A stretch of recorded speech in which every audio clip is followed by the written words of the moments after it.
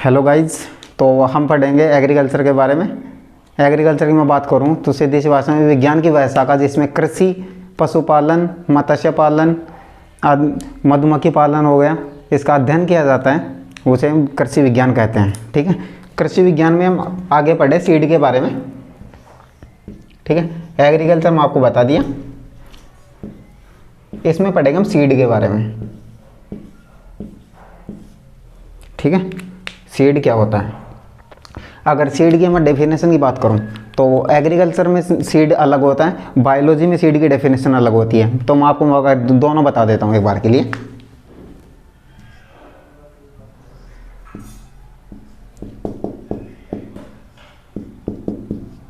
Definition क्या होती है? ठीक है। अगर मैं एग्रीकल्चर में डेफिनेशन की बात करूं इसकी, ठीक है, तो तना, पत्ती व जड़ का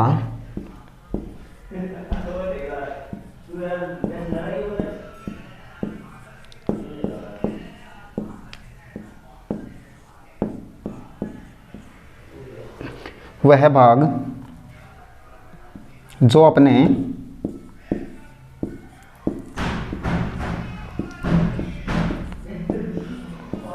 नए पौधे को, अपने समान नए पौधे को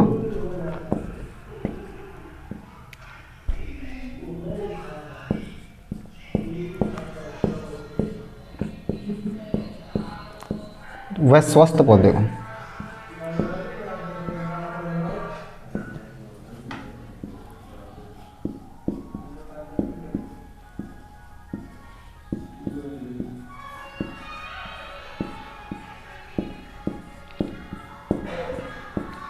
देता है। ठीक है। अब अगर मैं इसकी एग्रीकल्चर में, बायोलॉजी में बात करूँ, एग्रीकल्चर में यह हो गया। ठीक है।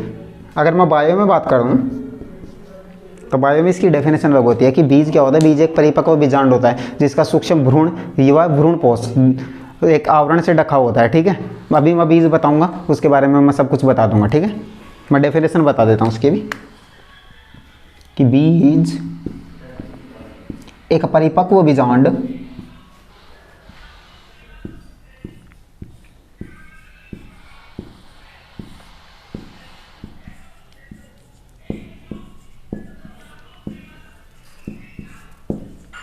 एक परिपक्व बीजांड होता है जिसका सूक्ष्म भ्रूण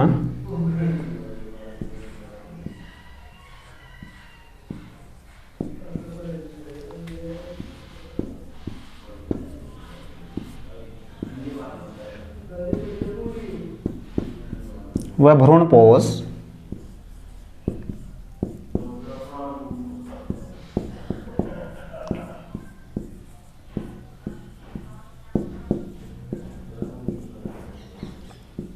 एक आवरण से ढके होते हैं।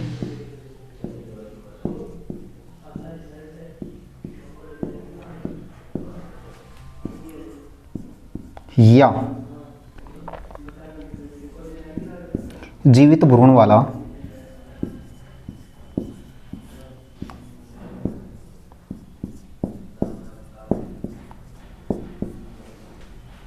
दाना जिसकी हम बुहाई करते हैं।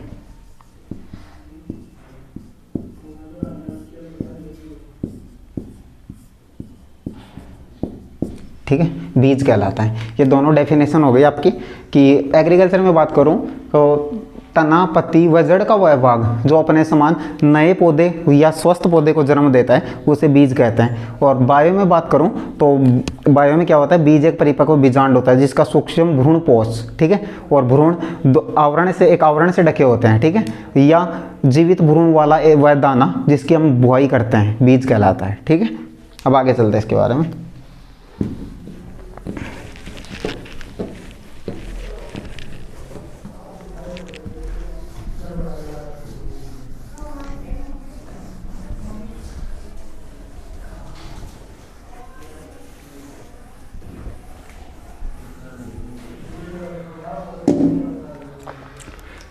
बीज देखे जाए तो दो प्रकार के होते हैं। ठीक है। एक हो गया स्थानीय बीज,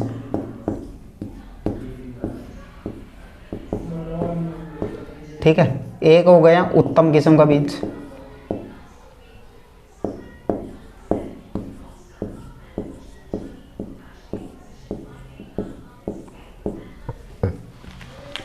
किसान, एक किसान होता है कि स्थानीय किस्म भूंग के बीज बोता है, ठीक है। जैसे पहले उसने फसल की बुआई करी, उसका बाद उत्पादन हो, उसमें से कुछ बीज अपने घर में रख लिया क्योंकि अगले साल बुआई करने के लिए, जैसे सीजन आई उसकी बुआई कर दिया, ठीक है। एक किसान होता है जो जो संस्थानों से बीज वो जो प्राप्त होता है वो लेकर आ गया और उसकी बुआई किया, ठीक है। तो अगर वह किसान उत्तम किस्म वाले बीज की बुआई कर रहा है, ठीक है, तो उसकी जो उत्पादकता है, ठीक है,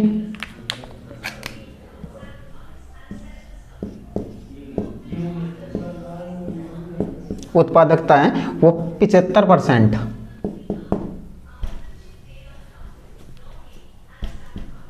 उत्पादकता 10 से 15%,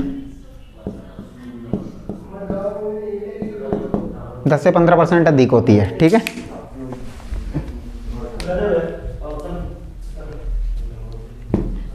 अब आगे चलते हैं इसमें।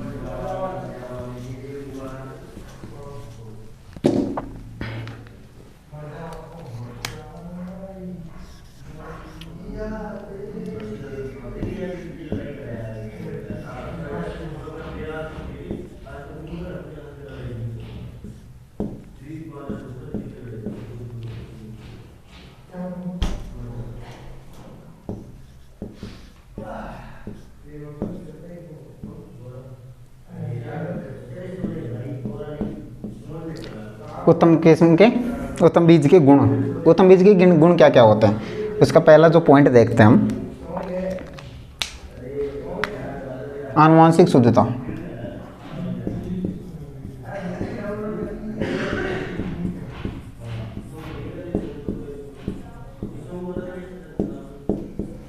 आनुवांशिक शुद्धता, आनुवांशिक शुद्धता होती क्या है, जैसे एक फसल है उसकी एक किस्म है और एक उसकी दूसरी किस्म है। जैसे गेहूं है, गेहूं की एक सोनालिका किस्म है, एक कल्याण सोना किस्म है। अगर सोनालिका किस्म में कल्याण सोना किस्म के बीज मिले हुए हो, ठीक है, उसको क्या कहते हैं, आनुवांशिक शुद्धता। कोई भी फसल हो गए, कोई भी फसल के बीज हो गए, ठीक है। जैसे हम एक एग्जाम्पल लेते हैं गेहूँ का, ठीक है, गेहूँ हो गया, गेहूँ की एक किस्म है सोनालिका,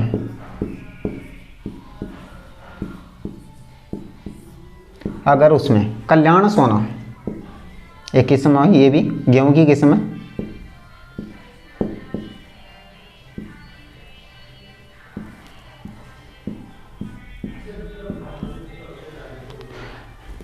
ठीक है, कल्याण सोना एक किस्म है। अगर इसके बीज सोनालिका किस्म में मिले हुए हैं तो उसको क्या कहते हैं, आनुवांशिक शुद्धता कहते हैं, ठीक है।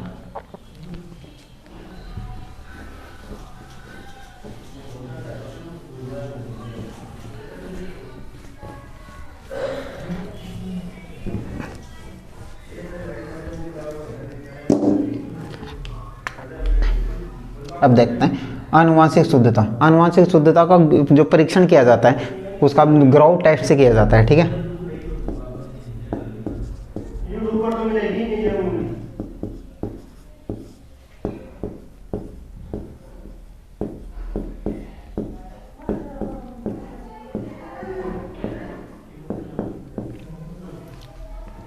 ग्रोथ टेस्ट, एक टेस्ट होता है ग्रोथ टेस्ट।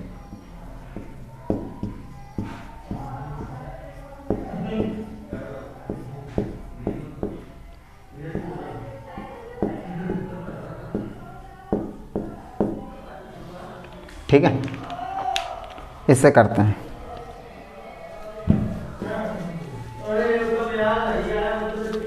अब मैं आपको बता दूं, एक बेसिक से 2 पॉइंट है, नोट कर लेना। जो सर्टिफाइड सीड, प्रमाणित सीड,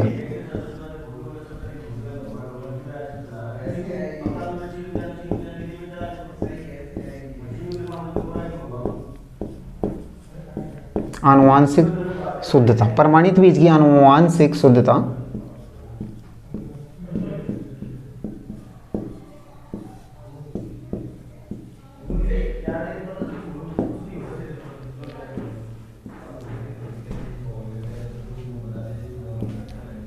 99% से अधिक होती है। ठीक है। 90% से 99% से अधिक होती है किसकी, प्रमाणित बीज की आनुवंशिक शुद्धता, ठीक है। और अगर इसका अब दूसरा पॉइंट देखें हम, एक पॉइंट है नेशनल सीड पॉलिसी।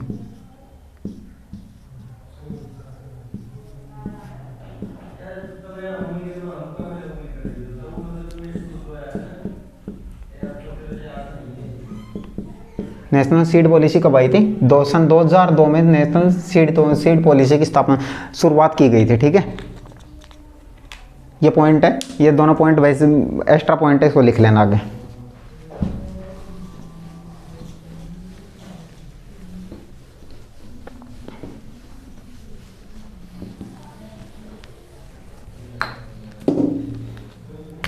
इसका जब अगला पॉइंट देखते हैं, भौतिक शुद्धता।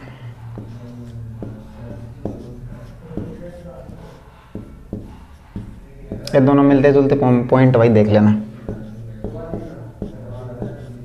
ठीक है। भौतिक शुद्धता क्या होती है,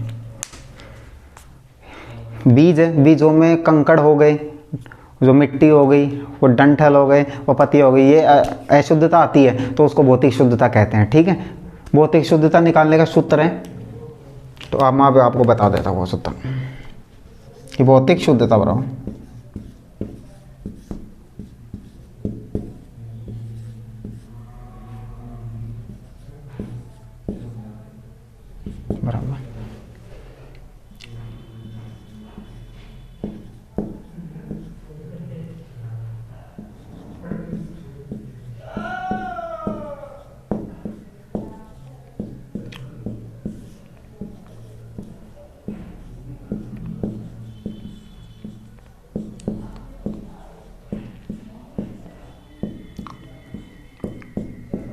इंटू 100। अगर इस 100 को हम ऊपर लिखते हैं, ठीक है, अभी मैं आपको बताऊँ, जैसे हम इस 100 को अगर ऊपर लिखें तो भी ये सही है, ठीक है, इससे निकाली जाती है। अगर इसको नीचे लिखें तो भी सही है, ऊपर लिख दे तो भी सही है।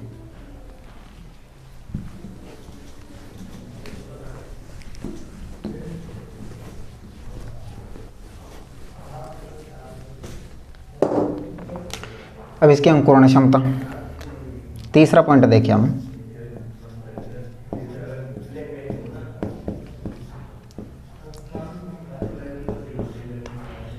ठीक है।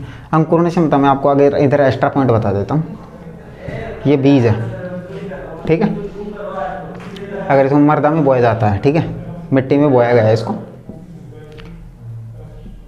ये इसका मूलांकुर, सॉरी प्रांकुर हो गया, इसका मूलांकुर हो गया। अगर इसका जो बीज चोल है, ठीक है, जैसे ये बीज चोल है,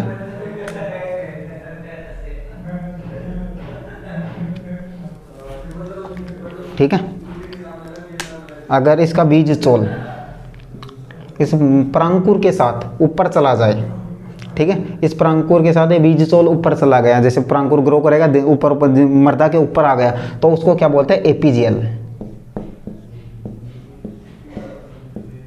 ठीक है। अगर ये मर्दा में ही रह गया, ठीक है, मर्दा में ही रह गया, तो इसको क्या बोलते हैं, हाइपोजेल,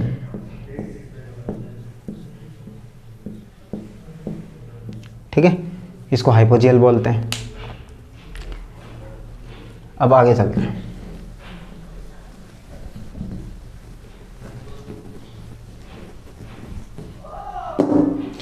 इसका एक सूत्र अंकुरण क्षमता निकालने का, ठीक है।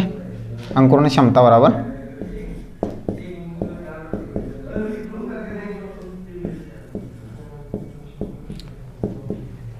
कि अंकुरित बीजों की संख्या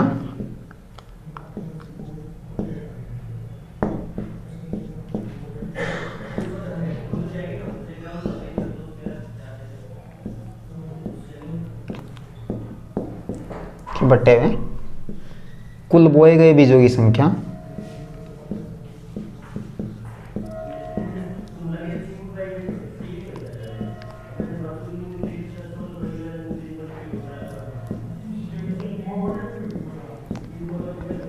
इंटू 100, ठीक है। इस 100 को हम ऊपर भी लिख सकते हैं, जैसे पहले बताया था मैं आपको, ठीक है, इसके द्वारा निकाला था। मैं आपको निकालना भी आगे बता दूंगा अगली क्लासों में, ठीक है। अभी थोड़ा बेसिक सा बता रहे हैं।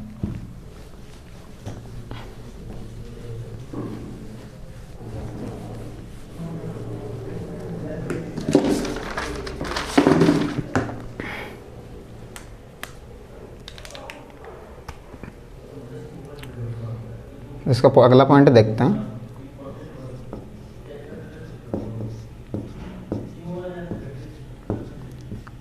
नमी। इसका देखते हैं, अगला पॉइंट है कि जो बीजों में नमी, अगर नमी बीजों में ज़्यादा होती है तो बीजों में क्या होती है, फफूंद लग जाती है। ठीक है, जैसे मूंगफली में आपने देखा होगा, उसमें फफूंद लग जाती है। अगर बीजों में नमी कम हुई, ठीक है, तो क्या होता है, उसका जो भ्रूण होता है, भ्रूण की मृत्यु हो जाता है। ठीक है, मैं लिख देता हूँ यहाँ पर। अगर नमी हुई अधिक तो क्या होगा, फफूंद लग जाएगी।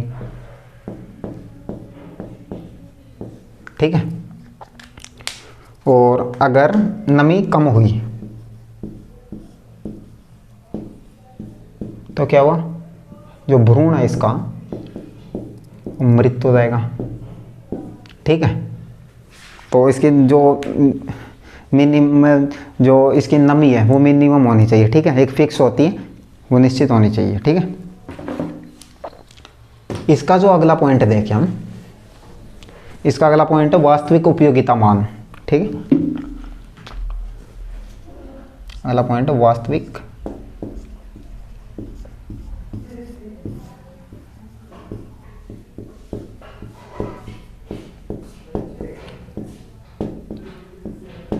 वास्तविक उपयोगिता मान।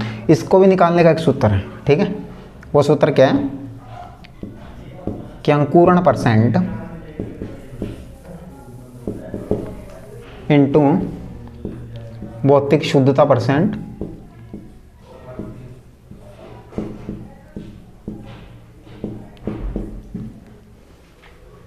बटे हुए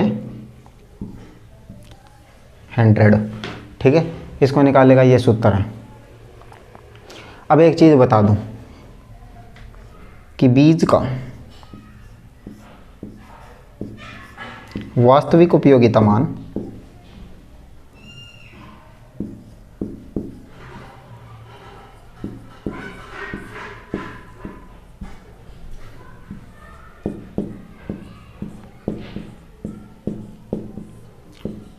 मान 75% तक होना चाहिए।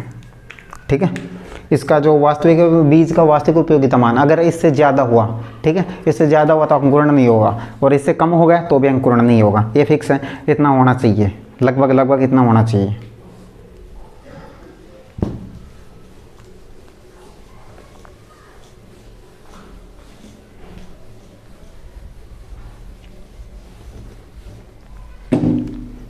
इसका अगला पॉइंट है बीज की जीवन क्षमता।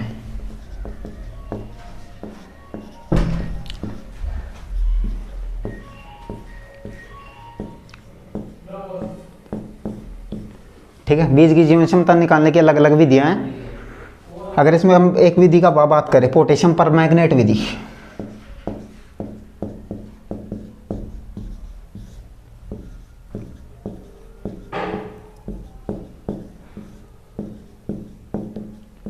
ठीक है, पोटेशियम परमैंगनेट विधि है। इसमें क्या करते हैं, इसमें बीज होता है, ठीक है, बीजों में अगर पोटेशियम परमैंगनेट को मिलाते हैं, ठीक है, ध्यान से समझना, बीजों में अगर बीज है, बीज में अगर पोटेशियम परमैंगनेट मिला है तो क्या होता है, पोटेशियम परमैंगनेट।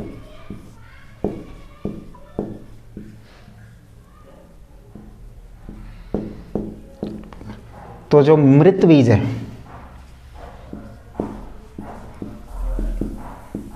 तो मृत बीज है, उसका रंग क्या हो जाता है, रंग लाल हो जाएगा।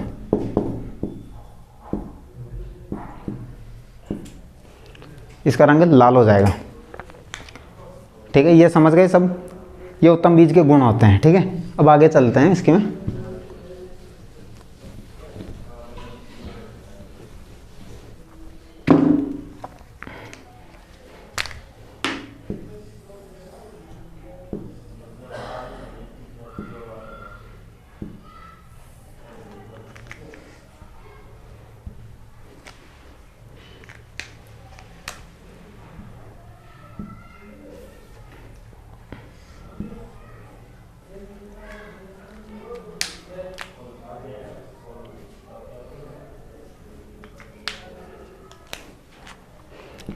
अब इसका ये क्या है, ये इसका बीज चोल है, बीज का बीज चोल, जो कि भ्रूण की, जो भ्रूण होता है उसकी बाहरी आगोतों से रक्षा करता है, ठीक है।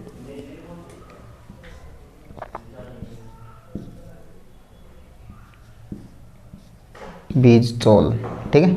इसका काम क्या है, सुरक्षा, ठीक है, किसकी, भ्रूण की सुरक्षा, भ्रूण की सुरक्षा।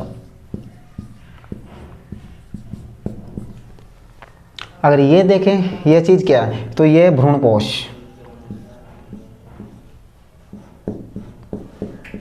इसका काम क्या है, इसका काम भी कुछ ना कुछ काम तो है। इसका काम भ्रूण है, भ्रूण को क्या है, पोषण प्रदान करता है, ठीक। ये चीज अगर देखें हम, तो ये हाइमन, हाइमन का काम क्या है, हाइमन का काम है जल का ट्रांसपोर्टेशन, यानी परिवहन, यानी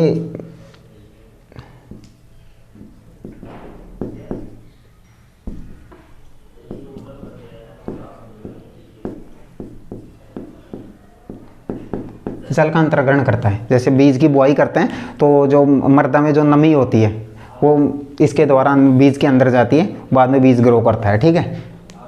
इसको देखें, ये तो ये है भ्रूण,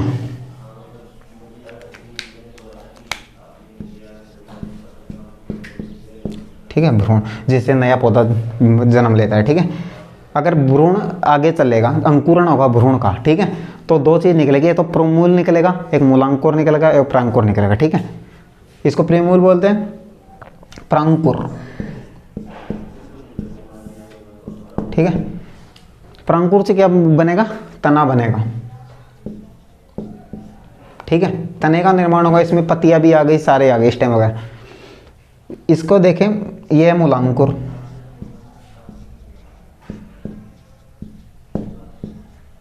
ठीक है। इससे क्या होगा, इससे जड़ का निर्माण होगा,